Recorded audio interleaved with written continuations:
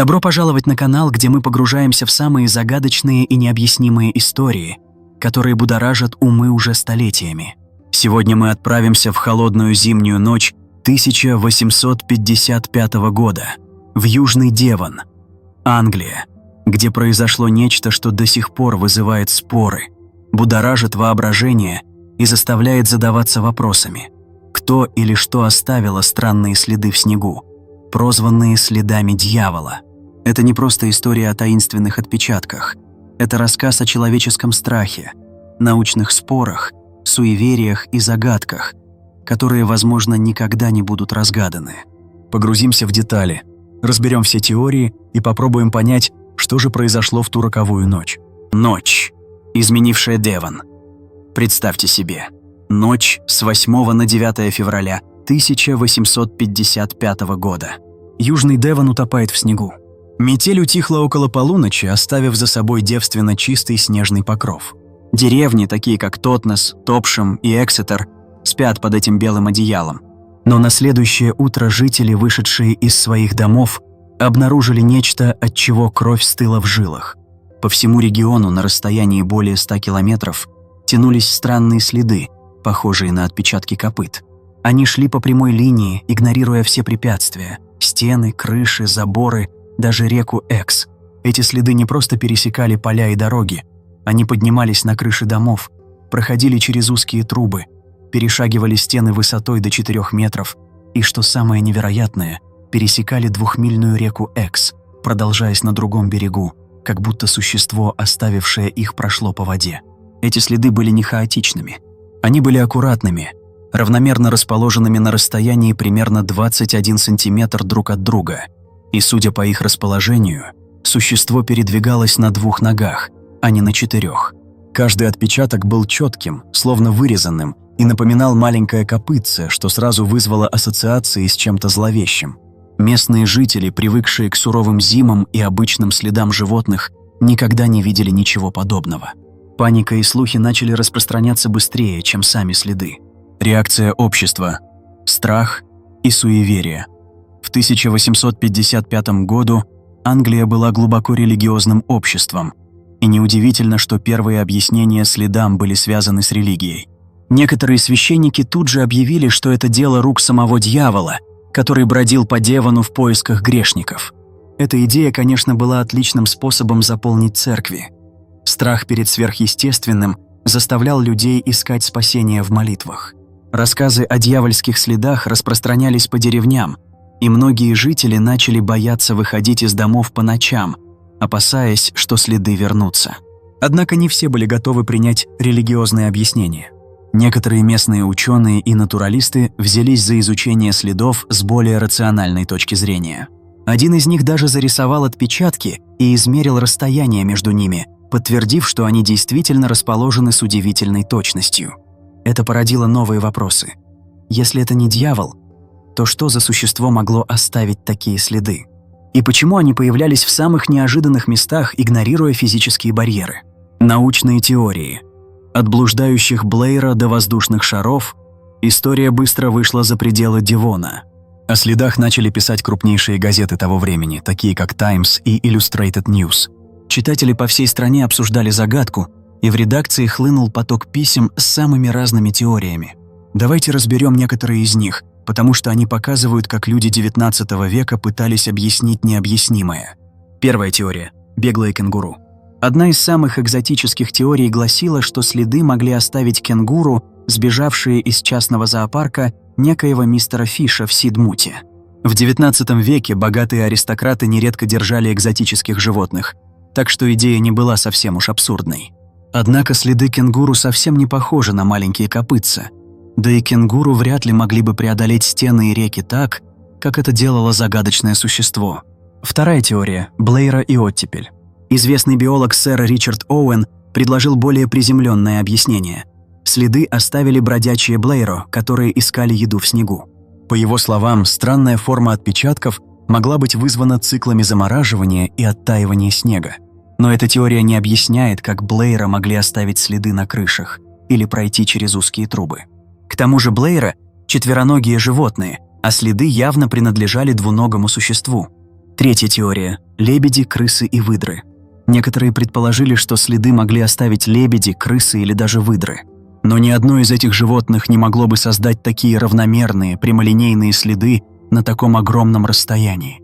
К тому же выдры и лебеди оставляют совсем другие отпечатки, а крысы физически не способны преодолевать стены высотой 4 метра. Четвертая теория – воздушный шар с веревкой. Одна из самых креативных теорий гласила, что следы могли быть оставлены веревкой, которую тащил за собой воздушный шар, пролетавший над Девоном. Эта идея, конечно, звучит романтично, но она не выдерживает критики. Как веревка могла оставить аккуратные отпечатки в форме копыт? И почему эти следы проходили через стены и трубы? Все эти теории, от кенгуру до воздушных шаров, показывают, насколько отчаянно люди пытались найти рациональное объяснение. Но ни одна из них не могла объяснить всех деталей. Протяженность следов, их странную форму, способность преодолевать препятствия и, самое главное, их появление в одну ночь на огромной территории. Исторические параллели. Не только Девон. Интересно, что случай в Девоне 1855 года не единственный в своем роде. История знает и другие примеры появления загадочных следов. Например, в XIII веке английский хронист Ральф из Коггешала описал похожий случай. 19 июля, после сильной грозы, в земле появились странные следы, напоминающие копыта. Ральф связывал их с неким природным явлением, возможно, вызванным молниями. Это наводит на мысль, могли ли следы в Девоне быть связаны с каким-то редким атмосферным или геологическим феноменом. Подобные случаи фиксировались и в других уголках мира. В Польше, Норвегии и даже в Северной Америке в разные времена люди находили странные отпечатки, которые не могли объяснить. Это заставляет задуматься. Возможно, мы имеем дело с чем-то, что выходит за рамки нашего понимания природы. Или это просто совпадение, подпитываемое человеческим страхом перед неизвестным? Анализ. Что это могло быть? Давайте попробуем взглянуть на эту историю аналитически. Есть несколько ключевых вопросов, которые нужно рассмотреть. Первое. Физическая природа следов. Следы были слишком равномерными и аккуратными, чтобы быть делом рук животного. Они шли по прямой, игнорируя препятствия, что исключает большинство известных нам существ. Даже если предположить, что это был какой-то неизвестный науке зверь, как он мог оставить следы на крышах и пройти через трубы? Второе. Масштаб явления. Следы протянулись на 100 километров за одну ночь. Это огромная дистанция, которую ни одно животное не могло бы преодолеть за несколько часов, особенно в глубокую зиму. Это наводит на мысль, что, возможно, следы были созданы не одним существом, а каким-то массовым феноменом. Третье. Культурный контекст.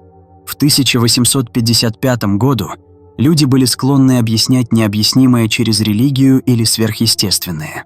Это могло усилить панику и исказить восприятие событий.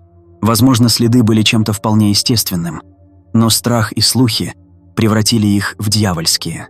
Четвертое. Современные гипотезы. Сегодня некоторые исследователи предполагают, что следы могли быть связаны с редкими метеорологическими явлениями, такими как шаровые молнии или электростатические разряды, которые каким-то образом оставляли отпечатки в снегу. Другие говорят о возможной мистификации. Кто-то мог намеренно создать следы, чтобы напугать местных жителей. Но масштаб и сложность явления делают мистификацию маловероятной. Почему эта история так важна? Следы дьявола – это не просто любопытный исторический анекдот. Это история о том, как человечество сталкивается с неизвестным. Она показывает, как страх, вера и наука переплетаются в попытке объяснить то, что не поддается логике. В 1855 году люди искали ответы в церквях, газетах и научных спорах. Сегодня мы делаем то же самое, но с помощью интернета, технологий и современных теорий. Эта загадка напоминает нам, что мир полон тайн, которые мы еще не разгадали. Может быть, следы в Девоне были делом рук какого-то неизвестного существа. Может быть, это был природный феномен, который мы пока не можем объяснить.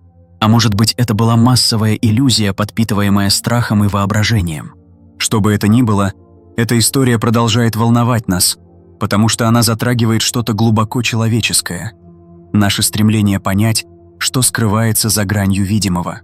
Заключение – загадка без ответа. Прошло почти 170 лет с той холодной февральской ночи, но следы дьявола остаются одной из самых интригующих загадок в истории. Мы можем строить теории, анализировать факты, искать параллели, но окончательного ответа у нас нет. Возможно, разгадка придет, если явление повторится, и мы сможем изучить его с помощью современных технологий. А может быть, эта тайна так и останется частью человеческого фольклора, напоминанием о том, что мир гораздо сложнее, чем нам кажется. Что думаете вы?